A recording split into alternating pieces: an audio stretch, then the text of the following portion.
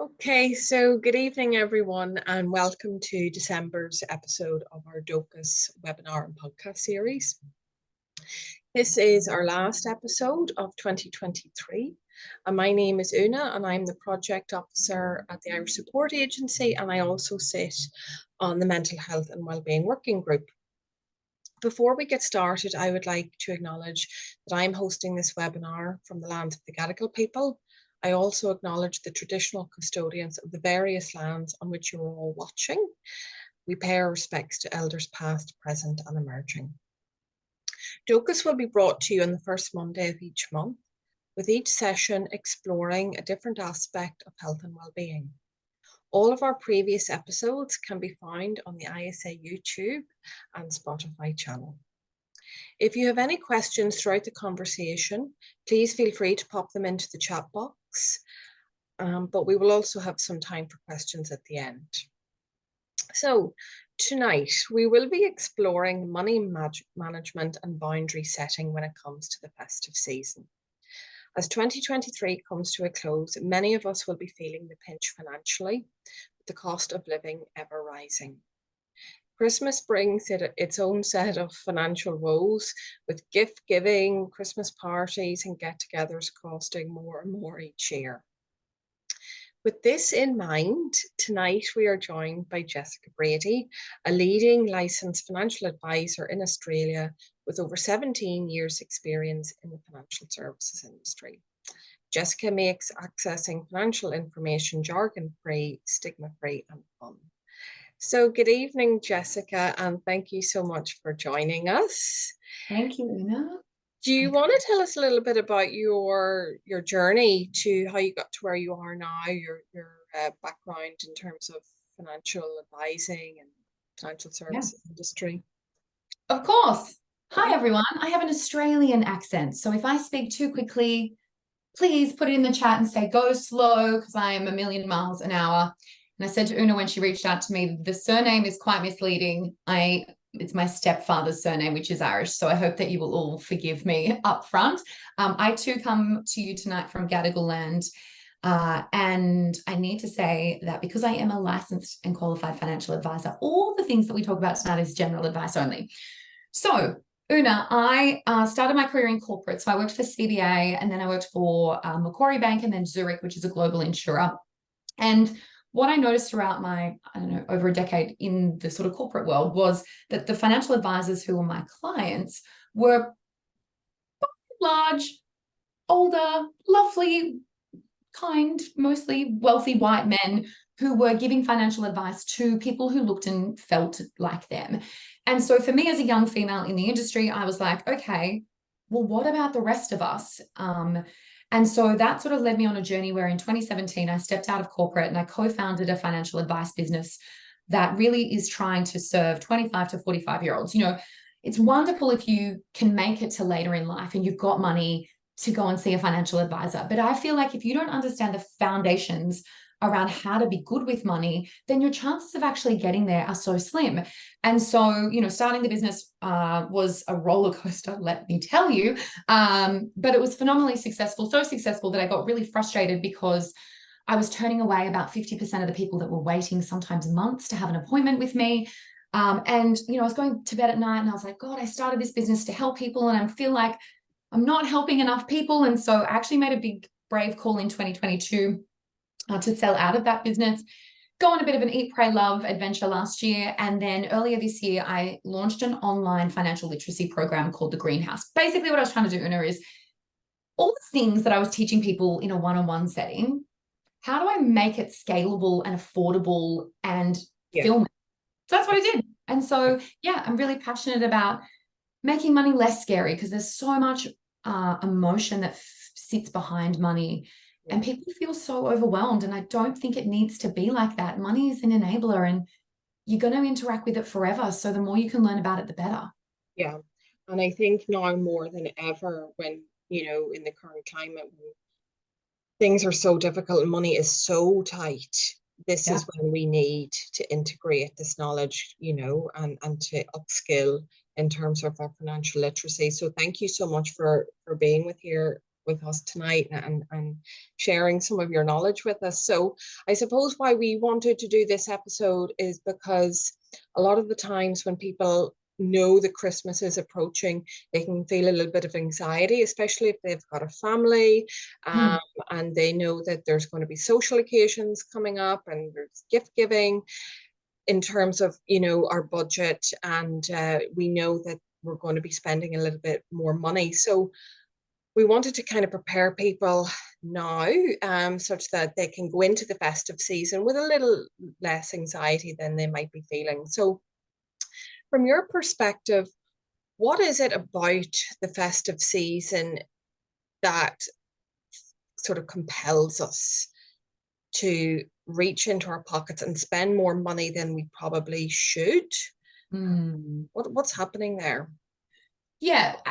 Can I go on a small tangent? Please. And to the people that are online, hopefully you've already gathered by now, I'm pretty approachable. You can ask me any and all the questions that you've got. I think sort of, let's step back a sec, because you're 100% right. We are living in one of the most expensive housing markets in the world. I'm sure you know that. We have very low housing supply, and so that's putting pressure on house prices, but it's also putting pressure on rentals. If you've tried to get a rental, it's like a competitive Hunger Games-esque style sport. So, you know, housing is becoming a really big problem for a lot of people.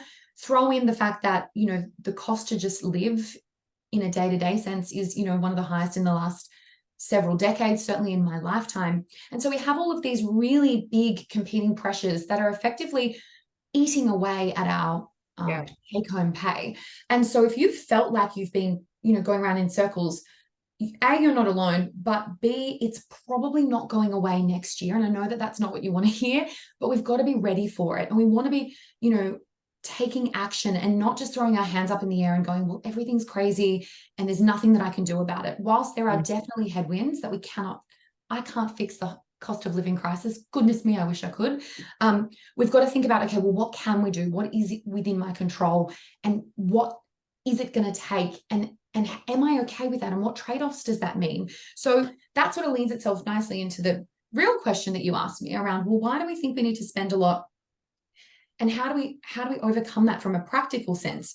I think the first thing is that despite Christmas, insert festive season, happening every year, human beings are really fascinating and funny. Like, most of the time we don't prepare for it. It happens every year. And you probably know that you spend a lot of money every year, and yet you probably are not budgeting for it, or at least factoring it in. And so then November, early December rocks around and you go, oh my God, it's that time of year again.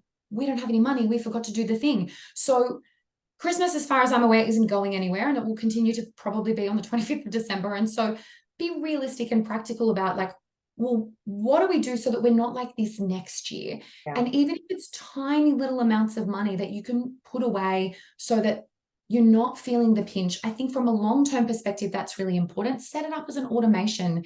You know, every time you get paid, I don't know, $5, $10, whatever you don't think you'll miss, put it away. And so that when Christmas comes around next year, you're like, I am so damn smart. I already have money allocated so that we can, you know, think about how we want to spend it. The other thing is, we are a marketer's dream, because we live in a social media environment where we are constantly bombarded with messaging that to show someone that you love them, or that you care about them, or they're a great friend, you must spend lots of money. And they prey on, you know, those deep human insecurities and vulnerabilities, because we think, oh God, that's right. If I don't spend all this money, maybe this person will interpret that I don't care about them. But for most people, if you actually boil down what people want, very often it's that they don't want you to be stressed, that they want to see you and probably have time with you. And the irony is, the more that you spend, the more that you're going to have to work to be able to pay for the things, the less time you're going to have to spend with the people that want to spend time with you. So I feel like we need to remember that social media has changed, and that we are the product. We are not people, we are consumers in their eyes. And our job is to buy the thing from them. And your job is to see that and go, actually, is there a better way? Is there a different way? What could I do if I didn't spend the money that would be really meaningful and impactful to that person? So it's hard. It's really hard. But the more that you do it, the easier it becomes. I am not a marathon runner or a runner of any variety, to be really honest. But I have run in the past. I'm not sure if any of you have. If you haven't done it for a long time like me and then you try it again, the first time you do it, in my very humble opinion, you feel like you're going to die. You wonder if you're going to die, and you don't even make it to like the first lamppost before you want to give up. But if you keep at it, you start to realize that you made it to the next lamppost before you felt that urge to stop or that you were going to die. And over time, it becomes easier. And I think the same thing applies with money, particularly because we live in an environment where we're taught that talking about money is not acceptable. So you've got all these, it's a perfect storm. You've got all these smashings of these sort of cultural beliefs that make us feel that we kind of have no choice but to spend money. And then when you start saying no to things and surviving that and realizing that the world still spins and that your friends don't hate you or your partner doesn't, want to leave you because you didn't buy them the most expensive gift, then you start realizing this isn't very hard. This is actually much easier than I thought. And the outcome is that you're probably more thoughtful and you feel better because you're not ultimately very stressed about trying to make it work or starting the new year in debt. Long answer, sorry.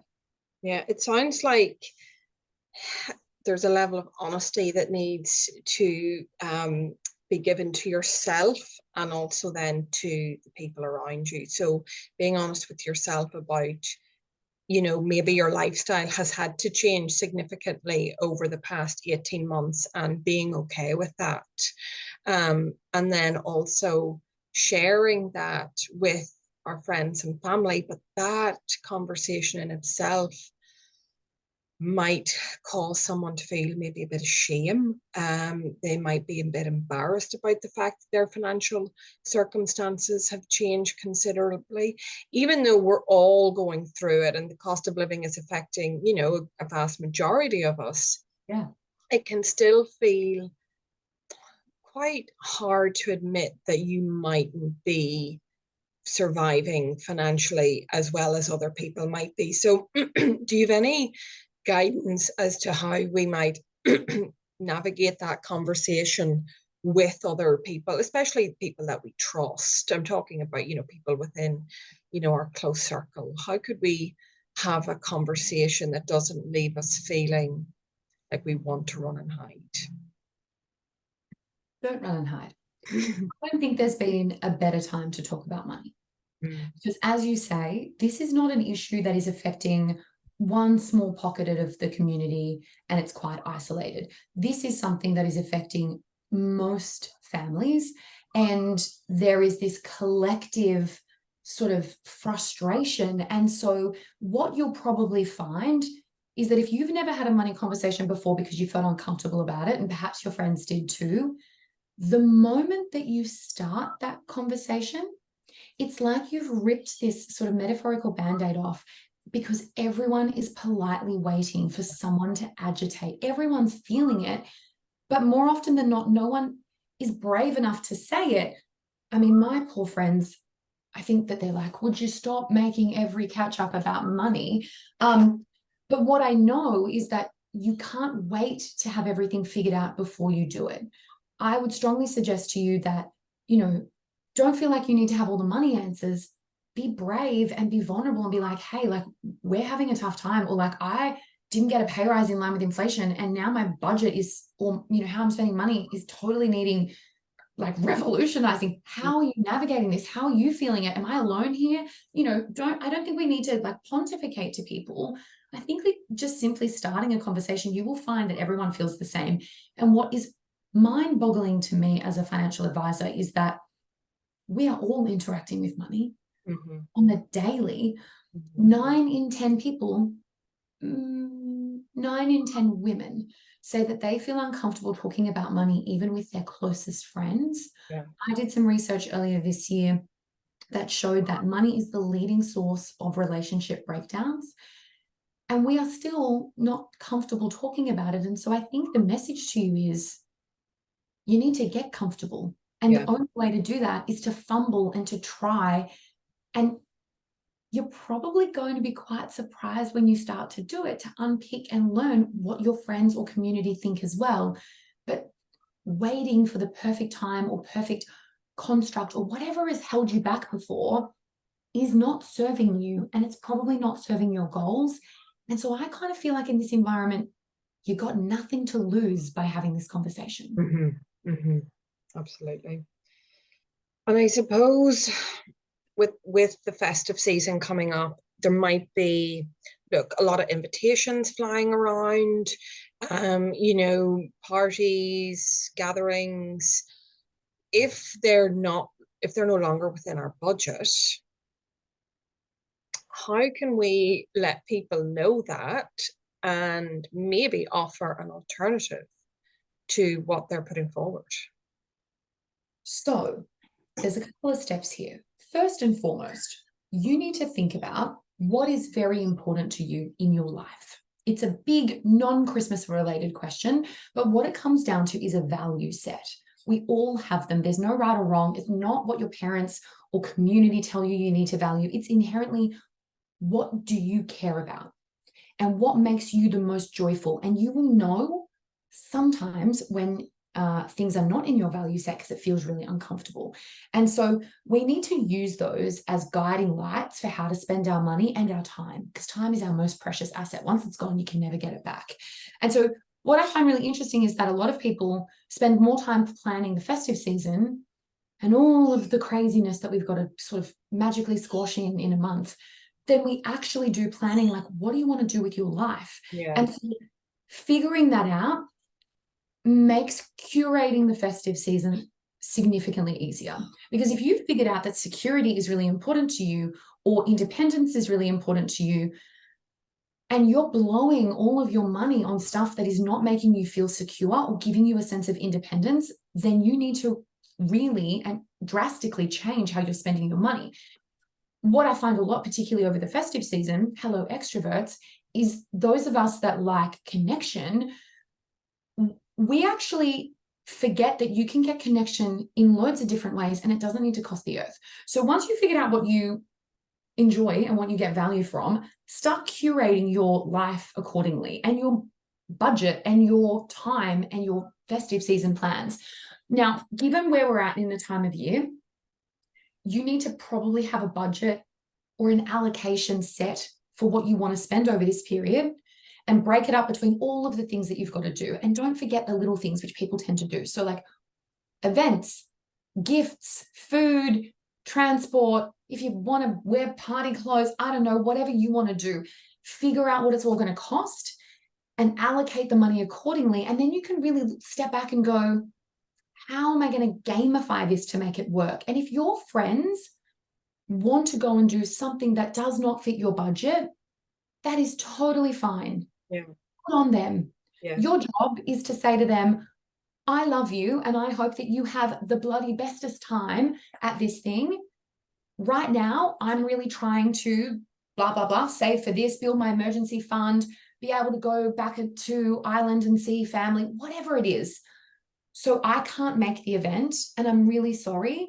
I would love to do a picnic with you, a walk with you, a coffee, insert whatever is, viable within your budget, if and when it's appropriate for you. And people understand. People think it's going to be this really hard thing. And if your friends are not okay with that, you probably need new friends. Totally agree. Not a nice thing to say. Totally agree. Because if you think about it, and if a friend came to you and said, hey, I'm struggling financially at the moment, I mean, you would want to support them in whatever way you could. There would be no judgment at all. So sometimes it's good to put yourself in the role of the person that you're going to be talking to. Yeah. 100%. I really like that, and that resonates with me a lot. And if you can't afford it, you can't afford it. And even if you can afford it, let's say you can afford it, technically you've got the money, but spending that money means that you're draining your emergency fund, or that now your holiday can't be done at the time that you wanted, or you're pushing back your, I don't know, house deposit or whatever. Even if you've got the money, there are invisible trade-offs that we make all the damn time, and we just don't recognize it. So don't think, oh, I've got savings, I technically can go. It's like, okay, cool. But what is that savings for, and at what cost? You know, I went to dinner a few weeks ago, and it was 4 of us. It was a friend's birthday. Another friend revealed on the night that she was very early stages of being pregnant, and then, you know, the other 2 of us. And my beautiful friend, who also works in finance, said right up front, listen, this is a crazy time.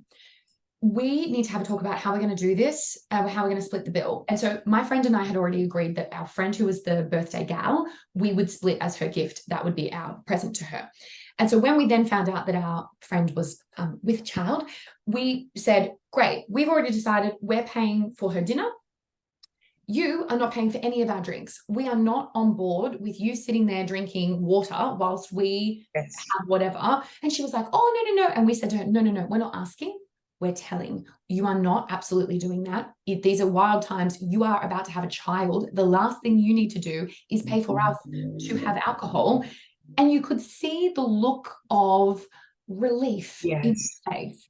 And so again, I think just being brave. And so if you go to dinner with people who are those people who are like really into wine and order the most expensive, ridiculous wine, your job is when you get there to be like, hey, I know you guys like wine and I wish that I could indulge. Tonight I can't. So you buy whatever you want. I just want you to know that I'm going to be doing this and I hope you don't mind. And people get it. People get it in the environment that we're in. I think it's when it gets to bill time and then you haven't had that conversation, it gets far more awkward. So proactivity and communication, the best. Yeah.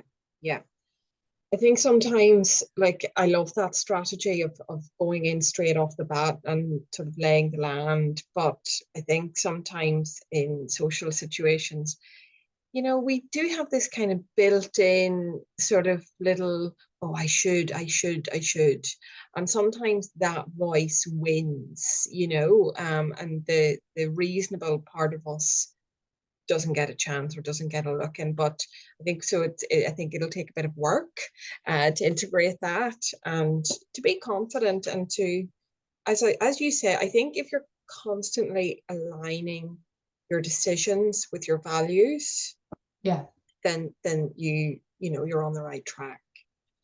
So let's look at what might be going on for families at this time, because obviously with little kids coming up to Christmas, I mean, some parents, they don't have any room to stretch their budget, and their budget is down to the dollar of, you know, allocation and what they can afford. What would you say to parents if they know that they cannot provide what maybe the kids are expecting Santa Claus to bring this Christmas? Because I know, you know, with kids, we want to be able to give them, you know, what they've asked for on their list, but that may not be possible right now. So is there any way that we can have a conversation with little ones about what might be going on in the current climate? I mean, as a financial advisor who has no children, I feel very inequipped to talk about how you should approach this with your child, but I think that you should. So I read a statistic that said the average Australian this year is likely to spend just under $1,500 on Christmas. As you say, that is a heck of a lot of money. And for many people, that is unrealistic. And to those of you that are feeling the pinch, I don't want to sit here and tell you that you can budget your way out of a really tight spot. You are probably the best budgeters on the face of the earth. And I think it's so demeaning that particularly financial advisors like me are like, we'll just budget better. I'm like, you've never met a better budgeter than someone who is on, you know, doing it tough or really stretched. So, you know, I just want to call that out. There's a couple of things that I think you can do. So great research shows that children do not need many things to be happy. There is a wonderful movement called, I think, the 20 toy rule, where I think you can guess, children only need 20 toys to be able to be, stimulated, and actually ignites imagination, etc. And so this idea that they need all this stuff, I want you to think about your childhood, and I want you to think about what you really enjoyed about your childhood and what gifts were memorable, and where are your gifts now? Yes. Most of them are probably in landfill. And, I have a little green ethical heart. I love talking about ethical investing. We buy all of this crap, which children, I have small nieces. They don't give two hoots about the thing. They like the wrapping and the box, which is brilliant because I'll just wrap boxes for them.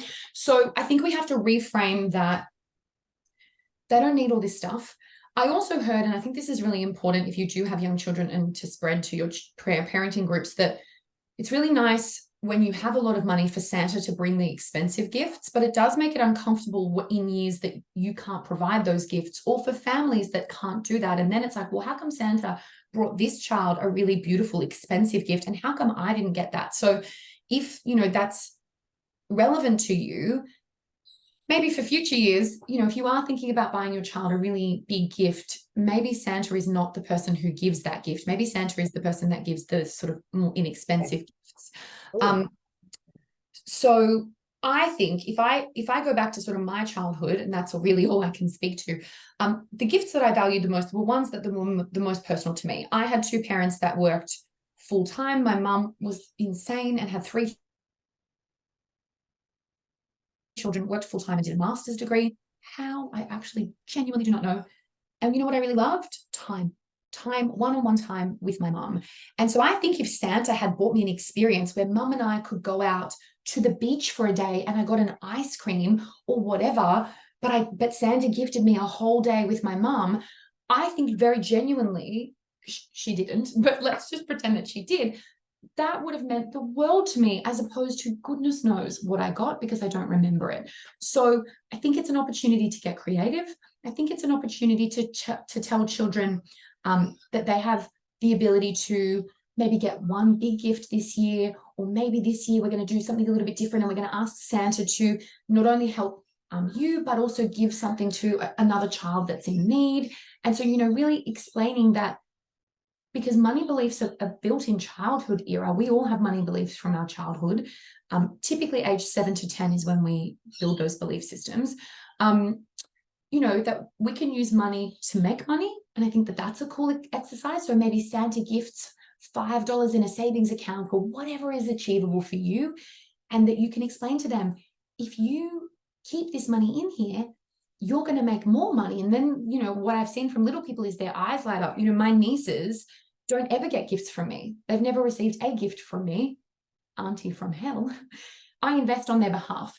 So I opened an investment account when they were little. And every year at Christmas and their birthdays, I put money in. And instead, what I do is I write them a letter. And so I tell them about the world and what's happened in their development over the year, and how much coffee costs, and who the prime minister is, and global crap issues, and all of the things. And I hope that they don't get into their teenage years and read them and think I'm crazy and burn them. But I sincerely believe that it's better for their future. I think it's better for the environment, and I think it's more thoughtful and purposeful. And so, whatever is going to be appropriate for you and your family, you need to navigate that. But can I also talk about, not just small children, my family. A few years ago, I sort of proposed, why the hell don't we do Kris Kringle? Because this buying gift business, A, is expensive, B, it's time consuming, and it's really bloody stressful. And then you end up with crap that you don't like. My mother bought me, bless her, I've never seen towels more fluoro orange. I am not sure where on earth she got fluoro orange towels from, like, think council worker. And I was like, oh my God, that's so nice of you. I hate them so much. And they went to charity, and they were all boxed. So I hope that they went to someone in need. But, such waste on every front. And so I said, hey, let's do Kris Kringle. We'll set a budget. Everyone gets one person. Yeah. And that just takes all the stress out. Yeah. And family were like, oh my God, thank you. That's what we want. If you're going to do that, there's tech platforms that let you do it. Easy, simple, free. Yeah. One piece of advice, having not done this, perhaps consider setting rules. So the first year that we did it, I didn't set rules. And so my father got my mother didn't think to say, oh, I got your mother. Would anyone like to swap? Bought her only Christmas gift, which was a Christmas ham. Oh, God.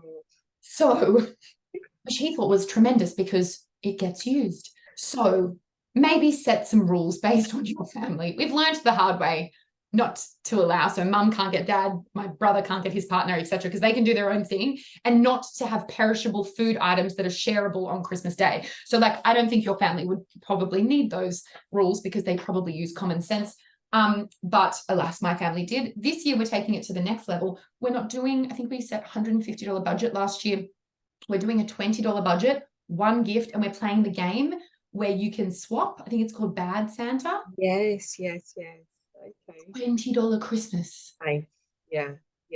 I mean, my brother's got 2 little kids and a big mortgage. He couldn't be more relieved at the idea. So have these conversations, and make it fun. You can buy someone a gift and make it fun. So I think we can challenge the status quo there. And I think having productive conversations with your kids about money from the earliest of ages is important. Yeah. I love all of that. I think what you do for your nieces and nephews is fantastic. Absolutely love that. And I think, as you say, the elimination of waste there, not only are you investing, but I love the elimination of waste. So Jess, look, you touched on it earlier that you don't see things easing up for maybe another 12 months. And I know that is probably going to really hurt a lot of people. I know with the rate rises across the year, every time there was another rate rise, you could see how much it was hurting families and everyone. And how can people look towards 2024 and not feel so much fear about the unknown? Sure. We never know what's coming. In fact, maybe we know more now than most of the time, because we're kind of in a really difficult spot. It's like, well, how much worse can it get? Has it plateaued? So I think it's important to remember contextually, like we think of all of the great big eruptions that have happened in our world. It happens and we never know. And so we have to figure out what is within our control and what we can take action on, and what is simply not, and that we need to plan for. We should be planning for the unexpected. And so I don't know whether that brings you comfort or disdain and makes you want to leave the call. My caveat is economists get it wrong all the time. I think my secret, desire is to become an economist, because economists say things based on the data they have on the day. And then a week later, they might get new data, and then they can say the complete opposite thing. And you're like, what on earth? I watched you last week on the news and you said this, and I made plans, and now you're saying the opposite. They're like, yeah, data changes. I'm like, oh God. Yeah. So we need to remember we live in a world that's constantly pivoting. But let me tell you what they're thinking right now. We've had 13 interest rate rises since May 2022. My mortgage has doubled. So I completely understand that, people are feeling the pinch. No one wants to pay double the mortgage they were paying only 2 years ago. But we've got to get savvy. We've got to get really clear on, okay, well, what can we do about it? In our budgets, we should be adding in inflation buffers. If we know that inflation is going to be high, which is what the economists are saying. So they're saying that, inflation has most probably peaked, but it's still going to remain high for some time and likely to come down sort of 2025. Then when you think about your bills next year, and I hope you do sit down and figure out, like, how much are we spending on what sort of categories? If you know you spent $100 a month on this bill, you're probably best to allocate 105, 107, 110, whatever, so that when you get that increase, you don't have bill shock. Okay, we annoyingly, we thought this was coming, so we planned for it. Yeah. Also think about where your money is going and whether you need all those subscriptions and bills, etc., that you're paying for. But the worst case scenario is that maybe you over budget for inflation, and lo and behold, the bill is not as high as you expected. Oh dear, you've got more money to deploy to another area. So we are told that it's going to be a higher inflationary period than what the Reserve Bank of Australia wants. So we want an inflationary situation of about 2 to 3%. Now we've been double that and then some for some time.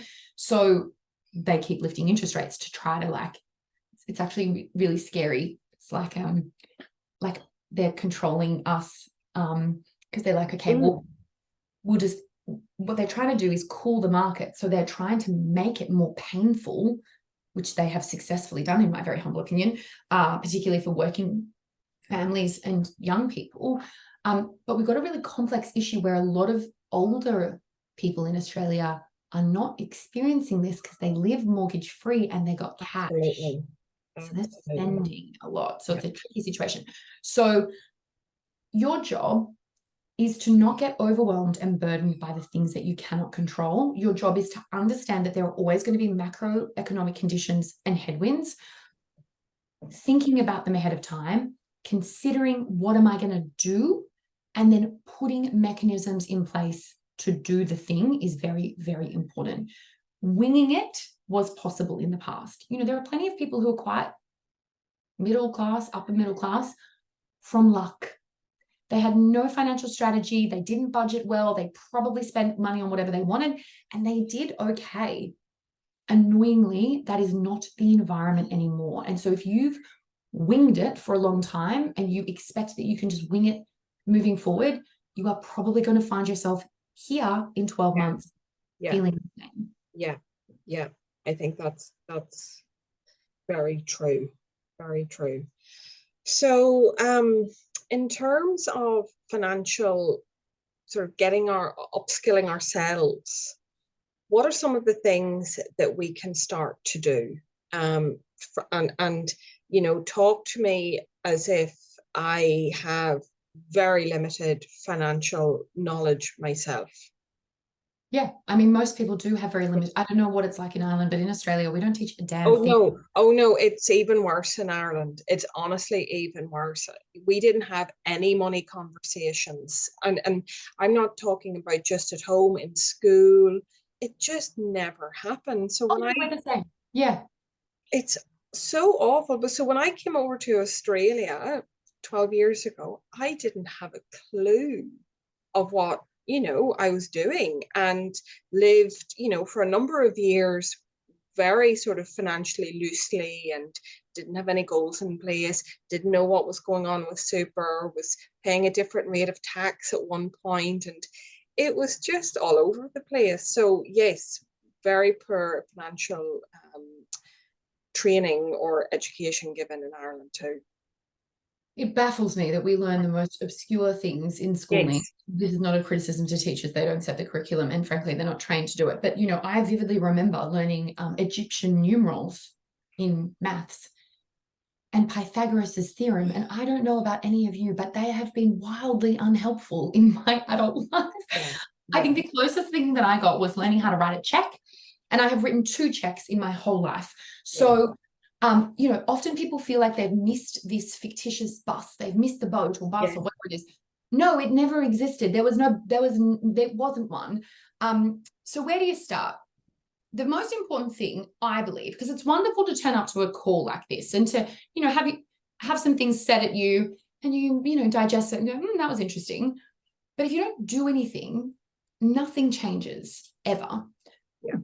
I just did that. And so your job is to figure out, what action am I going to take from here on in? I think the best thing that you can do is actually book in regular money conversations, be it with yourself, if you're a single person, be it with a partner, if you have one, if you've got children and they're of an age where you can start to educate them. You know, I did a financial goal setting workshop in Marrickville in Sydney on Saturday, and a few of the people brought their children, and one of the little boys, Lucas, came up afterwards and he said, that was so good. I thought this was going to be so boring. This is great. And he'd written his goals. You know, he's 9. He'd written his goals for the year. I got everyone to write a letter to themselves that I'm going to physically post to them at some point during the year. You know, he wrote a little motivational letter to himself. So like, I think we can bring children into this journey, but it's got to be regular. It's got to be consistent, and you've got to do the work, which when you're talking about money stuff, I'm not talking about like Instagram worthy, sexy looking things. Like, it can feel really bloody hard and be very unglamorous, but that is where the magic happens. And we've got to get comfortable with being uncomfortable. Like, if you wait to know everything before you start doing, you're never going to know anything. And you're going to feel that when you look back, that you've wasted so much time instead of just starting from wherever it is you are now. So there's a few things. Figure out what that cadence and need is. Book it in your diary. In fact, book it in your diary right now. Right now. I know it's a wild time and you're like, Jess, I couldn't think of anything worse during December, all the things, as if I would like to sit down and have a money date with myself. Sure, but I arguably believe, and this is why I held the goal setting workshop on Saturday, December is the best time to be goal setting. Yes. I don't know how these like buttons are coming up. I don't know if they're coming up for anyone else. I'm not doing anything, just so you know, I'm not liking myself. No, I think it's coming from the audience. Oh, good, because I was hoping people didn't think that book it in right now.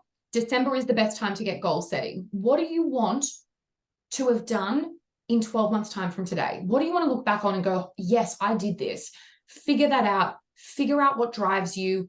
Curate your budget. I hate the word budget, but unless, you know, I have more time to explain what I like to do and how the system works, that's the term that everyone uses. So figure out where your money's going. I would love to tell you that there's this like magic silver bullet. How much comes in? Where does it go? That is, frankly, the two levers that we've got here. But, you know, I think Paula made a really good comment as well. You can gamify this season. Like, I am constantly at op shops. Constantly. Most of my wardrobe, most of my household furniture, to be really honest, is either free or from the side of the road at fancy stores. And I relish in it. You know, if you want to give a gift to someone, give them a book. I don't think there's anything better than giving someone a book, particularly if it's a book that you've read and you really loved and you thought they would love it. But like, that's a $20, $30 gift that is really meaningful and not expensive. So, you know, give yourself the gift of learning about money. Yeah. Go and read a book about money. Go and listen to podcasts if that's helpful. You know, I have a 10-week online program that I run in, you know, the next month's not until February, but, you know, I do in February. Whatever you're going to need to get you to where you're going to be takes, you know, effort and energy. Figure out what is most interesting to you. I'm also aware, Una, that I don't appeal to everyone. I'm not everyone's cup of tea, and I'm totally okay with that. Find a trusted expert in the money world that you want to learn from and that you will lean into, and you will digest their stuff. And there are lots of us, and some of us will appeal to different types of people, and that's beautiful, because you are going to need probably some guidance along the way. If it's new and scary, it can feel overwhelming quickly, and we often need accountability as part of that as well.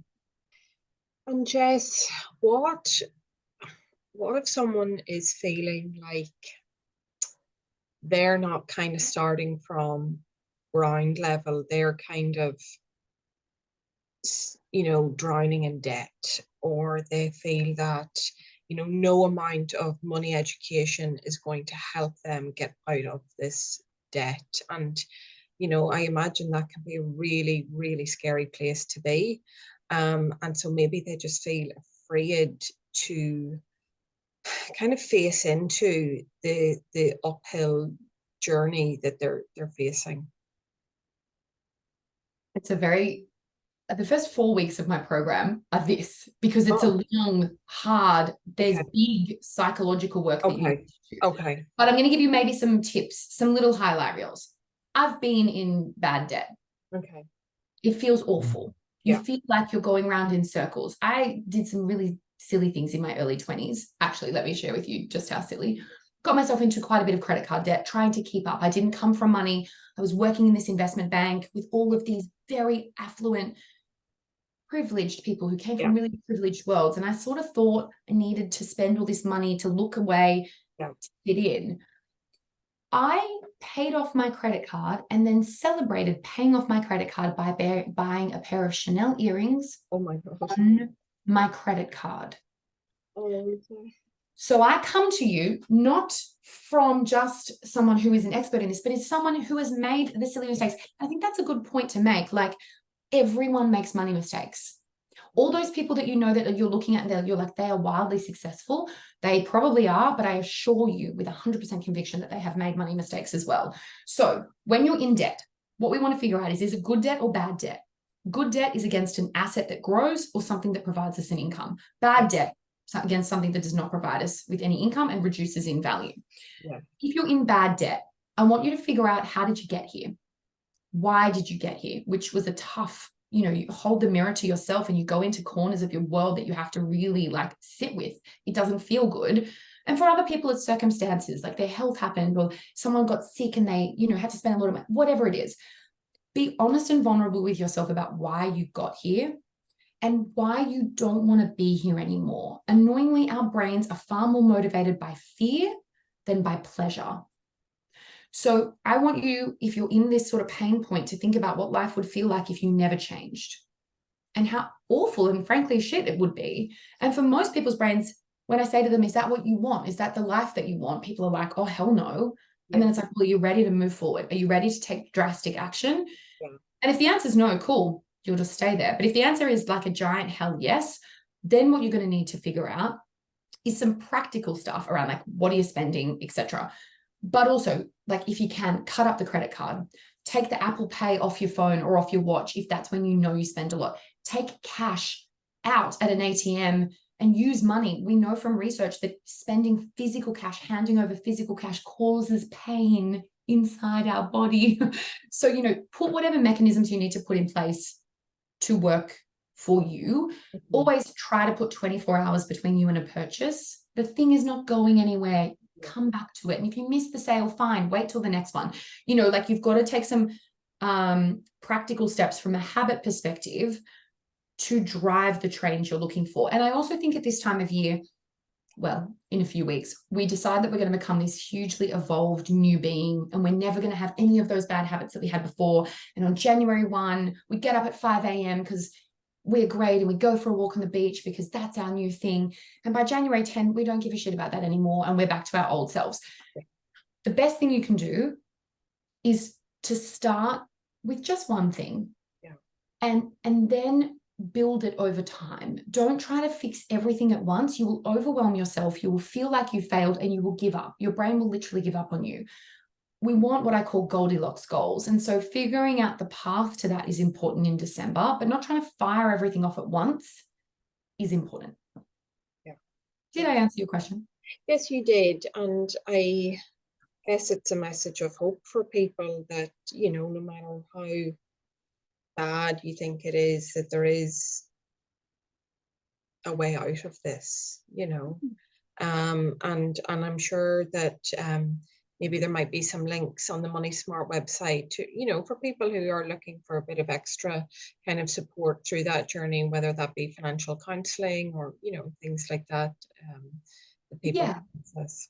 Can I sort of pause on that? That's a very, very good point that you make. So there's the National Debt Helpline, which is free debt counseling. If you have bad debt, I would strongly encourage you to call your provider and ask to speak to the financial hardship team. So they might be able to reduce your interest for a period of time. Often what they'll try to do is give you a period where you don't need to make a payment. I don't love that because often it just extends how long you're in debt for. So you want to try to get them to help you not pay as much interest, in my very humble general advice opinion. Having a financial hardship arrangement with a bank or credit provider does not come up on your credit score. So you don't need to worry that that's going to impact you later in life. The other thing I should say is that if you've got a money dilemma that you want me to tackle in a general advice sense, every single Friday, I answer a community money dilemma on my weekly hot takes. So if you've got one and you want me to answer it anonymously, email me or my team. We have a whole heap of them that we answer every Friday, and yeah, put it in and I'll answer it for you. Just email hello@jessicabrady.com.au. I'll put it in the chat. Okay, and finally, when we were catching up kind of prior to the Zoom, I think you raised a really valid point when it comes to things like super, especially for expats. And I know my own sort of personal circumstances have left me feeling a little bit confused about what to do with my super, because at the end of the day, you know, I live in Australia. I have done for the past 12 years, you know. Can I say with 100% certainty that I'm going to, you know, live out the remainder of my life here and all will be well with accessing my super? No, I can't. And I think it's one of the challenges that expats do face. They kind of sometimes have one foot here and one foot over the water. And that can impact decisions that we make about our finances.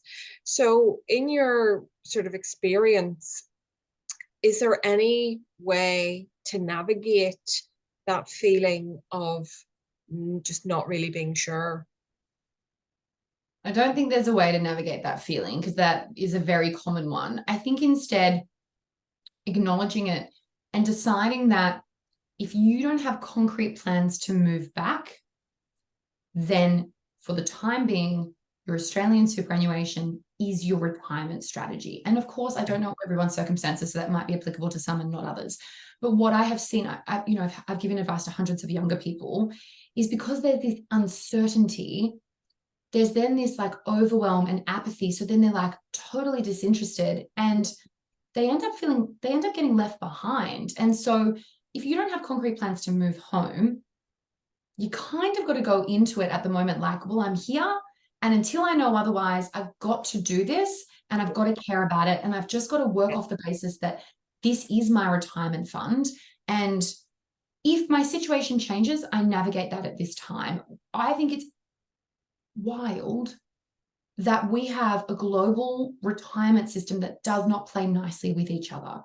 So, it's not simple and easy to just say, I'm going back to Ireland, I will just transfer the money over. You're taxed at an exceptionally high rate, to the point where there are plenty of people who moved back years ago and still participate in the Australian structure because it genuinely does not make financial sense for them to move that money back. And so, you've got to really think about where you're at and what, you want to do. You just don't want to get to your late 50s and be like, oh dear, I never moved back. I never cared about it. I didn't contribute, especially if you're self-employed or a contractor, or I never added extra money.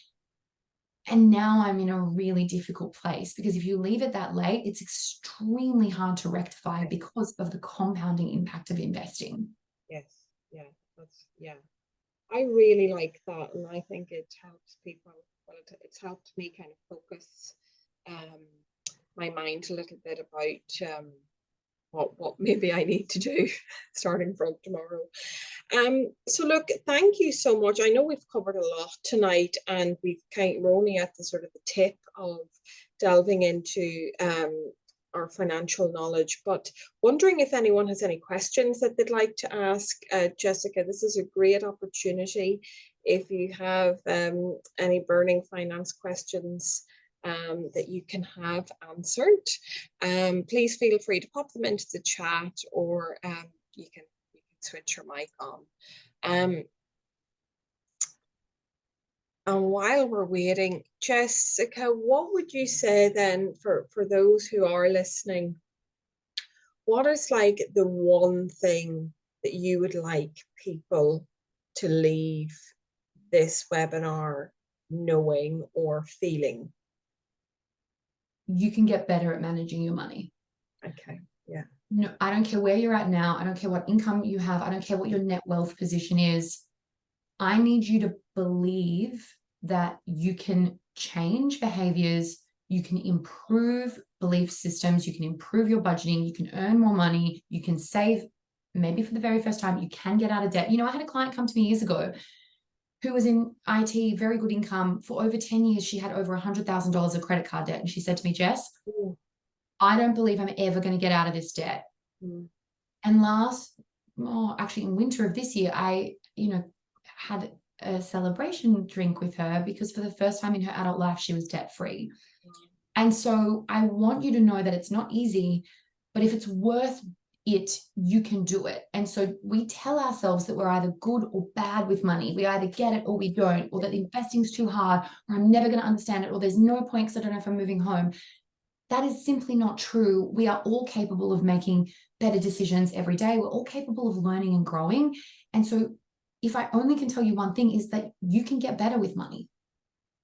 That's lovely. That's really nice. So thank you so much. If there's no questions, then we will wrap up there. I've just popped into the chat the Money Smart website, and also Jessica's website, because as you say, you run courses to help educate people, and I know you've got a workshop tomorrow evening, and then you've got the course starting next February, so people can jump on and have a look and see if it's right for them, and yeah, maybe this is the start of their journey, and that would be wonderful, right? If that's what this webinar has done. So yeah, I've also just added my Instagram handle. I sporadically put information up there that might be relevant in case anyone has Instagram. But yeah, I mean, I do a whole heap of different money programs for whether you need the full 10 weeks or whether you need just like the monthly program that we do, which is $29 a month, which I don't think there's any financial advisor in Australia offering something that's that low cost. So if people have got questions, they're very welcome to reach out to me. But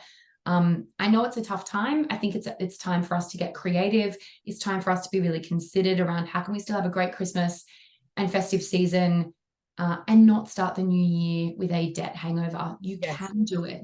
You can do it. It is possible. It's just going to be a little bit different to what you've done before. Yeah, exactly. And being comfortable with that.